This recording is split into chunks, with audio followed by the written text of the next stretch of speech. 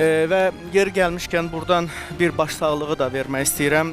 Dəyərli həmkarımız Xoşqədəm Hidayət qızının anası dünyasını dəyişib. Allah rəhmət eləsin, haqq dünyasına qovuşub. Allah yerini cənnət eləsin.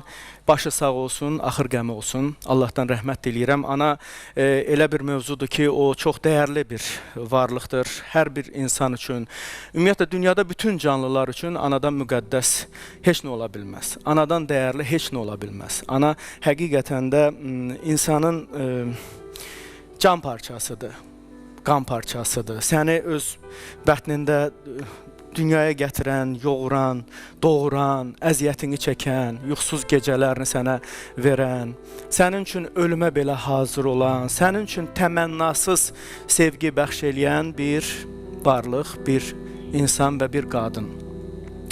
Ona görə də Allahdan hər bir ailəyə arzulayardım ki, evlərində anaları başlarının üstündə olsun, əskiyi olmasın. Allah heç bir övladın hər neçə yaşı olursa olsun, ana anadır. Övladın hər çağında, ən yaşlı vaxtında belə bəzən görürsən ki, başını çiyninə qoyub, dərdləşməyə, dizinə qoyub, ağlamağa, ürəyini boşaltmağa ana istəyirsən. Allahdan rəhmət diləyirəm, axır qəmləri olsun, başları sağ olsun.